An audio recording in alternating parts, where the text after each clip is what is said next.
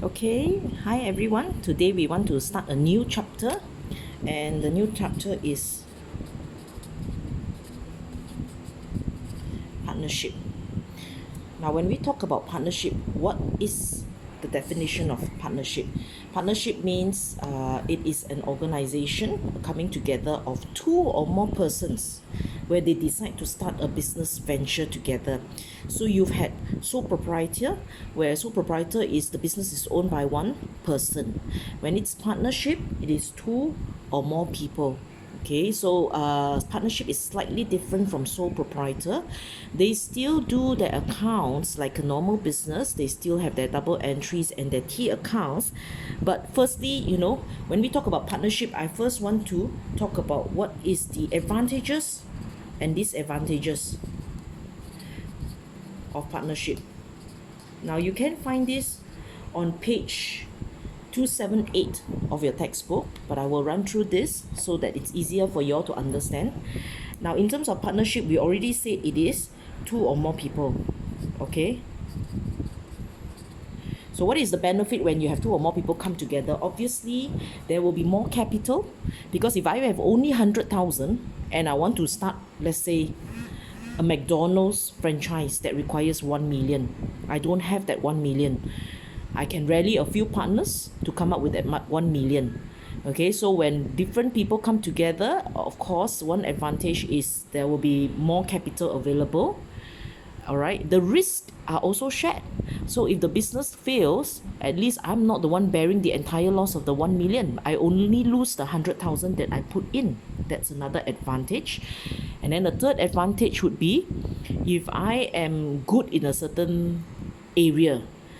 Let's say I start the McDonald's business, right? I'm good in operations, right? But I'm not good in marketing. Then I can find a partner who is very good in branding and marketing, and he can come into the picture in business with me. That way, his knowledge can combine with mine, and the success of the business is better. All right. So we've talked about increased capital, better knowledge and skills and experience. Okay, that's the second one. The third one, the risks are shared. The fourth one, the responsibilities are also shared, right? Not the entire business venture on my shoulders alone. If I have a partner, we can share out the roles and responsibilities. Okay, and then when I want to make any decisions, I can bounce off my partners. So in that way, those are the advantages. Now, what about the disadvantages? Disadvantages is obviously if I'm sharing the risk and the investment with different people. If the business is good, I make money. The same thing, we have to share the profits. So now the profits is diluted. I'm not having all the profits myself. That is one disadvantage. Another advantage is when you have different partners in a business, you cannot just decide as you want. Let's say tomorrow I want to increase salaries for my staff. I cannot just decide that, oh, I want to do this. I have to discuss in a meeting with my partners and everyone come to an agreement. Then only I can implement that change. So decisions may take longer and have to be agreed by every partner. Okay. The other thing is, if I get a partner that is not so good in his decisions, he may go and do something that may offend my customer and my reputation will be involved. So again, when I partner with somebody in a business, if it's a good partner, it will be added to the strength of the business. But if that partner is not very responsible, doesn't cooperate well with me, it can also be a disadvantage, because whatever the partner does represent the business and it can disadvantage the business. Okay, this agreement can occur because right now, instead of me making the decisions alone as a sole proprietor, I now have to get the agreement of all the partners before I can decide on a change. Okay, now this part is important for your theory. So when you get IGCSE questions on partnership, quite often they will ask you to explain, give examples, illustrate the advantages and the disadvantages of partnership. Okay, next one, we talk about the partnership agreement. Again, this is another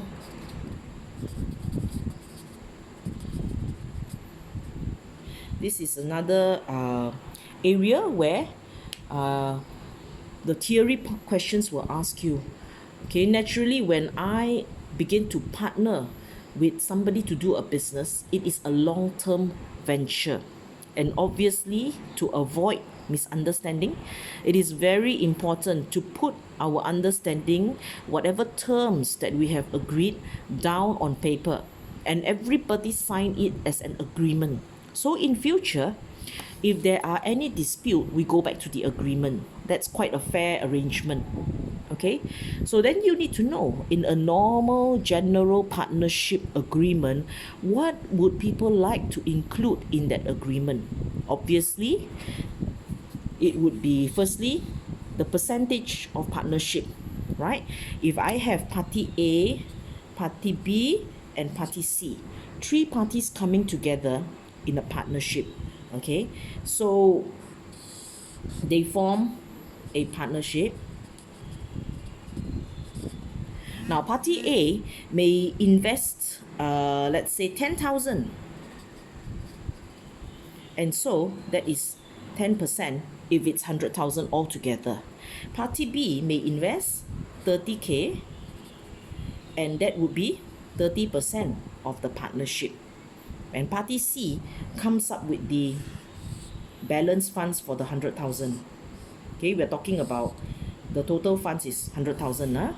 So party C comes up with, so we have already 40%, so he comes up with 60K, and that would be 60%, meaning he is the biggest partner in this partnership. So whatever that the partners agree to invest, that will be equal to their partnership share. Okay, that would be one thing stated and explained in the partnership agreement. Then the parties would say, not fair leh, how come he put in so little money, he put in a bit more and he has to put in so much money. Okay, one way to make it more fair is we can introduce interest on capital.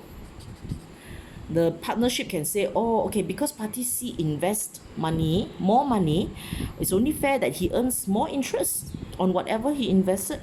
So it's up to the partners to discuss. They can say, we give 5% interest per annum, per year, that means per year, to each person. So if they give 5% interest to party A per year on the amount of capital that he invested, 5% times this would be 10% would be 1,000, right? So 5% will be 500.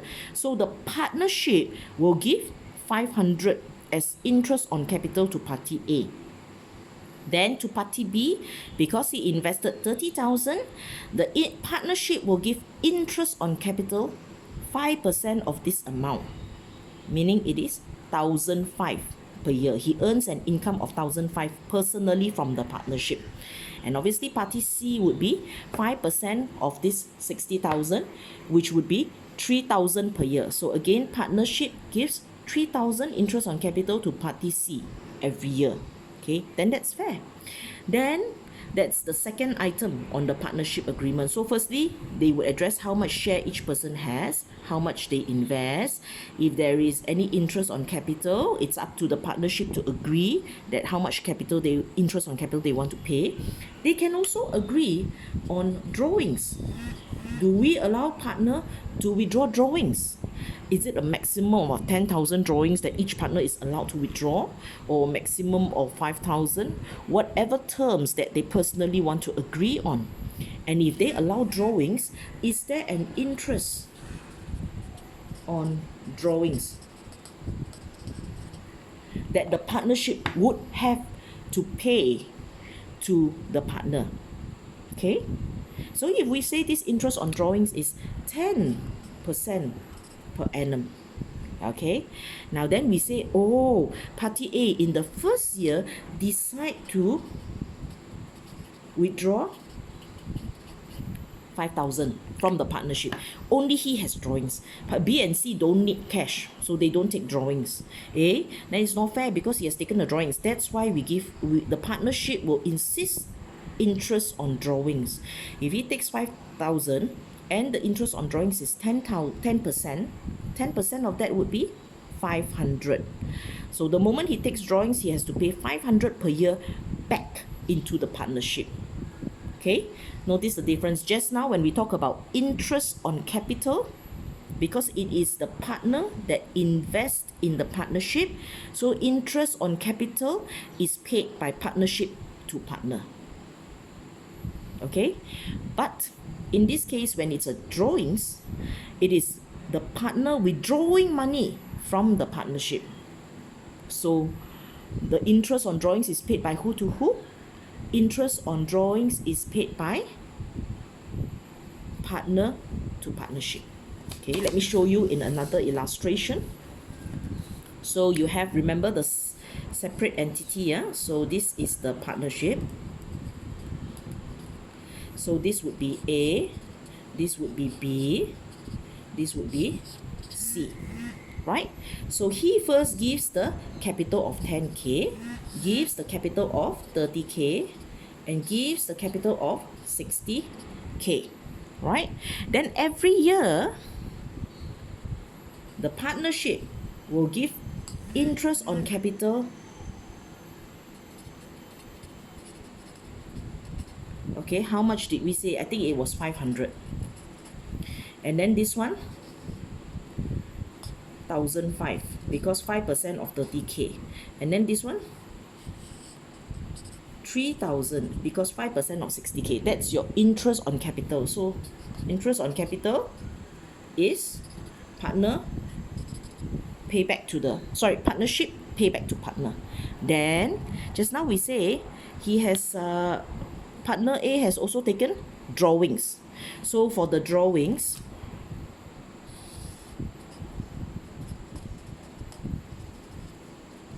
$5,000, right? And because of that, now partner A has to pay interest on drawings. Okay, you see that the arrow payment is from partner to partnership for interest on drawings, but for the other one, interest on capital, is this way, the money flow. Take note of the money flow. Okay, this is important to understand. So I've talked about interest on drawings, I've talked about interest on capital. How about if let's say A and B says, oh, I'm not good with running a restaurant, this restaurant business, only party C has experience in running a restaurant because he used to own a hawker store, so he knows about food. These two, they just want to invest, they don't want to be involved in the day-to-day operations. Then they can work out an arrangement and say, hey, party C will say, although I have experience, it's not fair for me to be running the operations day to day. You know, how come you two don't have to put in any effort? Then in that's the case, they can have an arrangement that party C earns a salary. Now the salary will be paid from partnership to partner. That's another possible payment. Okay, so we've talked about salary, interest on capital, interest on drawings. Then the last one, the profit distribution. The profit distribution, obviously, it's only fair to be based on how much share each partner has. Whatever profits that are remaining after paying off interest on capital, after paying off interest on drawings, after paying off of salary, that leftover profit is now distributed according to their share of ownership. So if this is 10%, this is 30% share, this is 60% share, 10% profits, remaining profits will come to him. 30% balance profits will come to him. 60% balance profits will come to him. Okay, that's how it will be. Okay, that is in a gist. Now I want to show you the figures. So in terms of calculating, okay, how to distribute the profits. So in a partnership, okay, the partnership will still have T accounts, right? They will still do up their income statement as normal for a certain year, okay, just like normal companies. But after this income statement, they will have what you call a profit and loss appropriation account. Now, this one, the income statement, right, is to calculate the profit or loss of the business, right? Okay, whereas this one, profit and loss appropriation account, is really to calculate how to distribute the profit. Okay, so you understand the step. Firstly, we have this statement to calculate the profit, and then we calculate how to distribute the profit using a second statement. Then they also have statement of financial position. Okay, so they also have that. And then in terms of the partners, have instead of having just one capital account, where in a sole proprietor we only have one capital account because there's one owner, but now we have three partners. So what do? They would have a capital account, capital T account for partner A, capital T account for partner B, capital T account for partner C. Okay, so in capital T account for partner A, right, when he invested 10,000 initially into the business,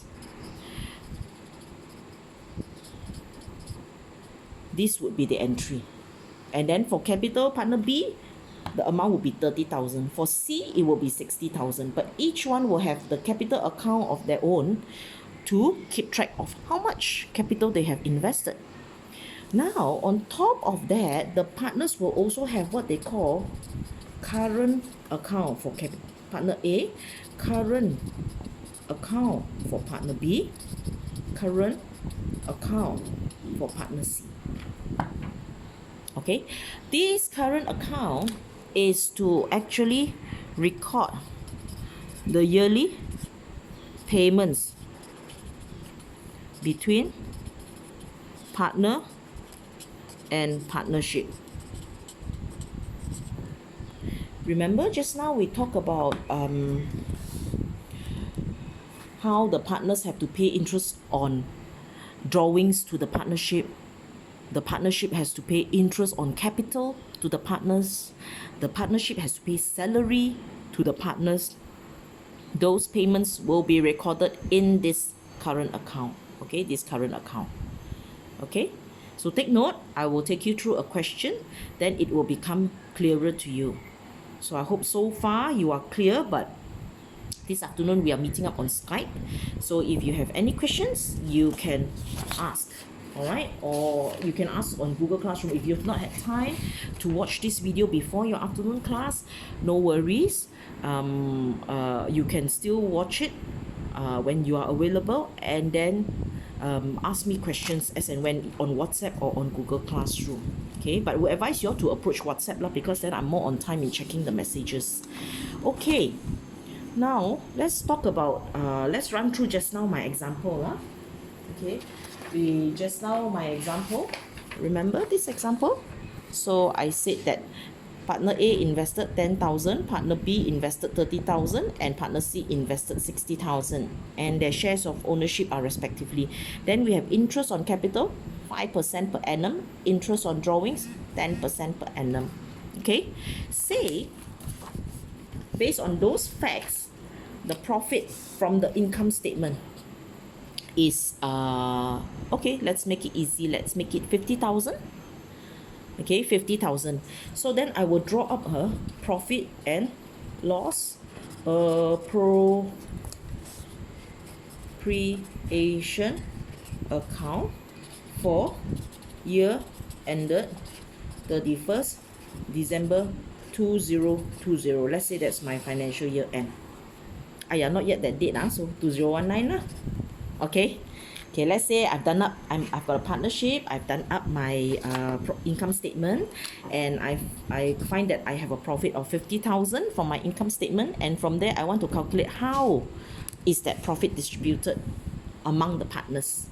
So I will draw up this statement, and I will start with my profit for the year figure, 50,000.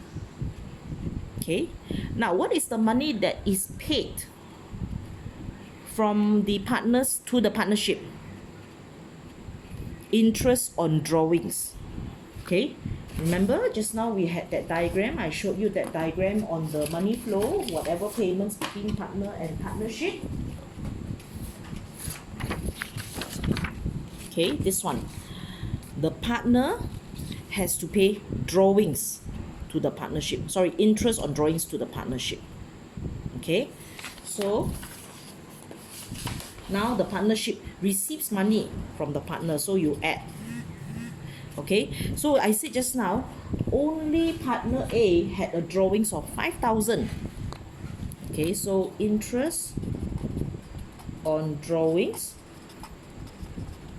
partner A, only he took a drawings of 5% from of 5,000 from the partnership, and we said the interest on drawings should be 10% per annum. So to calculate the interest, it will be 10% times the 5,000 drawings. So he has to pay 500 per year to the partnership. So we add in 10% times 5,000, 500. He pays 500 to the partnership. Now the partnership has 5,000. 50,000. Alamak, 50,500 money already, in terms of profit already. Now, then we have to less whatever amount that the partnership pays to the partner, which just now we said they have to pay, the partnership has to pay an interest on capital on all three partners, right? And so on partner A, which invested 10,000, and assuming our example just now, the interest on capital is 5%, it will be 5% times the 10,000 capital. For partner B and then partner C, it will also be 5%, the same interest rate, but times 30,000, cause he invested 30,000. This one times 60,000, cause he invested 60,000. So 5% times this, it will be 500. This one, 3,000 is 10%, so 5% is 1,005, and this one is 3,000. These are all the amounts that the partnership must pay out to the partners. And then we also say there is a salary, right? Because partner C is working in the business, so we pay him a salary. Let's just assume the salary that is paid is 1,000 per month, so altogether pay him 12,000 for the whole year. This is what the partnership received from the partner. This is what the partnership pay out to the partners. After we minus this, then we know how much balance money in the partnership. So 50,000, here is 4,005, so 16,005. So is it 34,005? 33,005, I think. Hold on, I don't have a calculator with me. Just let me mentally check that the calculations are correct. So this will be the balance to be distributed. If it's 12 plus 3, 15,000, 16,005, 17,000. Yeah, 17,000 plus 33,005 will be 50,500 equal. So I think that should be all right. Then now we know that the partnership has this remaining balance. Then we can calculate what is the profit share to each partner. To partner A, to partner B, to partner C. So A owns 10%, right? So it's 10% times this amount, 33,500. B owns 30% of the partnership, 30% times 33,500. C owns 60% times 33,500. So 10% will be 3350. Oh my goodness, 30% and 60%. I need to calculate this. Okay, can you work it out? Because then once you got these two figure and you total up, this figure will be equals to this figure, right? The totals will be the same. Just like in the balance sheet, these two totals will be the same in the statement. Okay, so I hope that this is clear. I won't go into drawing the current and capital account first, because I think you all should practice on this before I go further on the topic. So for now, let's try question 1, 2, 3, and 4. Okay, so try question 1, 2, 3, and 4A. Sorry, because 4B and C you've not done. So do question 1, question 2, question 3, and 4A. Okay, yeah, so thanks. Any questions, let me know. Have a good day, guys. Okay, bye.